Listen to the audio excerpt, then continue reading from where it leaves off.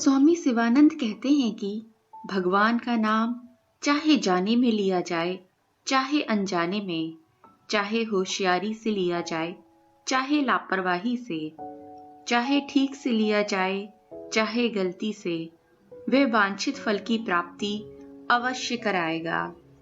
बुद्धि विलास और तर्क संघर्ष द्वारा ईश्वर के नाम की महिमा का मोल नहीं आंका जा सकता। अजामिल जैसा पापी केवल ईश्वर का नाम लेकर ही संसार सागर के पार उतर गया। अजामिल ब्राह्मण कुल में पैदा हुआ था और बचपन में ब्राह्मण का एक योग पुत्र रहा, पर युवा होने पर दुर्भाग्यवश वह एक नीच जाति की लड़की से प्रेम करने लगा, जिसकी कुसंगति के कारण उसने जीवन भर घोर पाप किए। किंतु मरण काल समीप आने पर अपने पुत्र नारायण को पुकारा।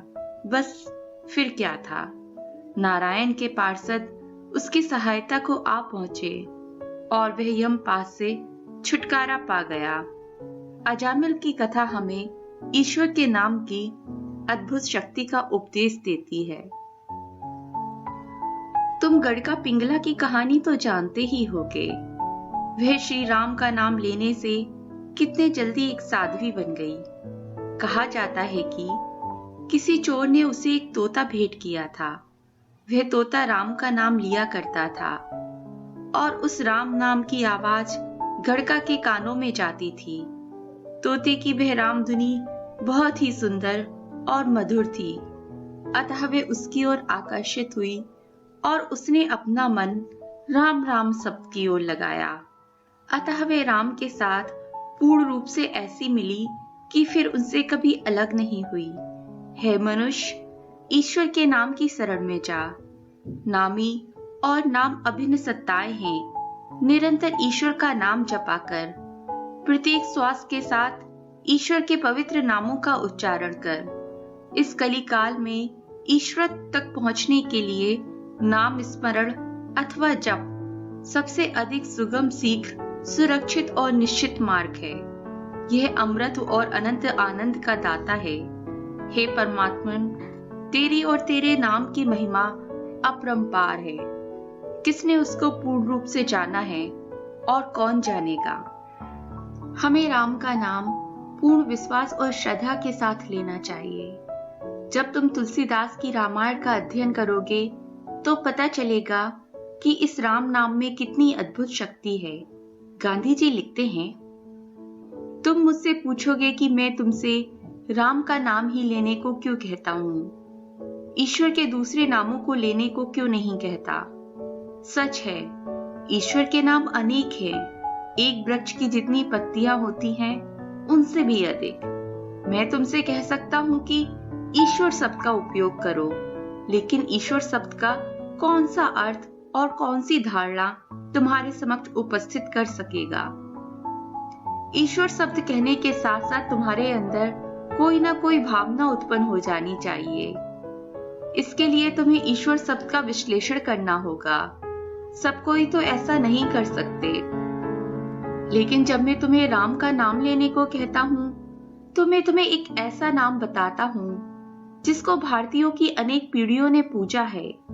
राम नाम ऐसा नाम है जिससे इस देश के मनुष्य ही नहीं वरन पशु पक्षी, यहाँ तक कि वृक्ष और पत्थर तक भी सदियों से परिचित है।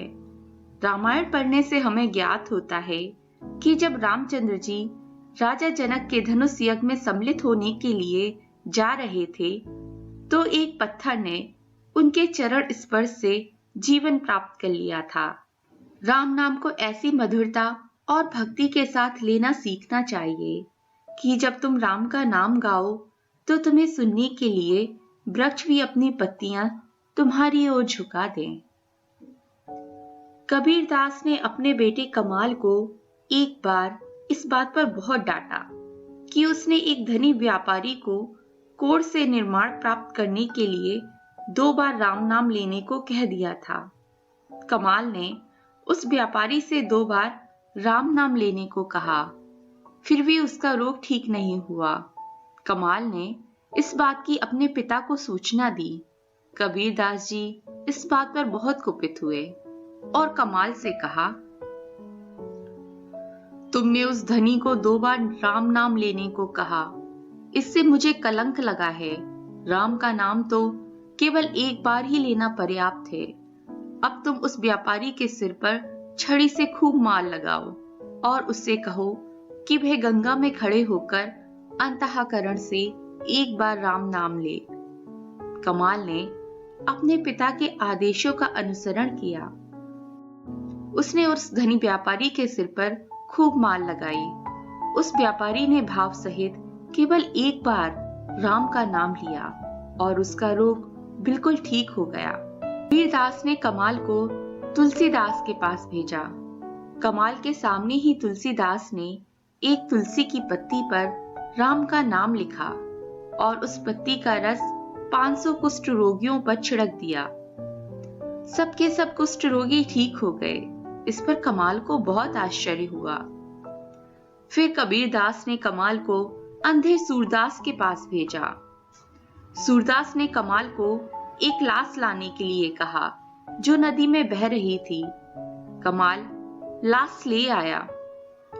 सूरदास ने उस लाश के एक कान में राम कहा और लाश में प्राणों का समावेश हो गया। यह सब देखकर कमाल का हृदय आश्चर्य और आदर से भर गया। राम नाम की ऐसी शक्ति है कि मेरे प्रिय मित्रों, विश्वविद्यालय के विद्यार्थियों, प्रोफेसरों और डॉक्टरों, तुम अपनी लौकिक विद्या पर फूले न समाओ। अपने दिल से प्रेम और भाव सहित ईश्वर का नाम लो और अनंत आनंद, ज्ञान, शांति और अमृत की प्राप्ति करो। राम नाम लेने से यह सब तुम्हें कुछ इसी जन्म में क्यों, इसी क्षण सहज में ही प्राप्त हो जाएंगे। कबीरदास कहते हैं कि अगर कोई केवल स्वप्न में ही राम नाम कहता है तो मैं उसके लिए अपनी खाल से उसके प्रतिदिन के प्रयोग के लिए एक जोड़ी जूते बनाना पसंद करूंगा। ईश्वर के पवित्र नाम की महिमा को कौन कह सकता है? ईश्वर के पवित्र नामों का महत्व और प्रताप वास्तव में कौन जान सकता है? यहाँ तक कि पार्वती जो शिव की अर्धांगिनी है, ईश्वर के नाम का वास्तविक गौरव और महत्व का ठीक ठीक शब्दों में वर्णन करने में असफल रही। जो कोई उसका नाम सुनता है या स्वयं गाता है, वह अपने आप ही बिना जाने हुए आध्यात्मिकता के शिखर पर जा पहुंचता है।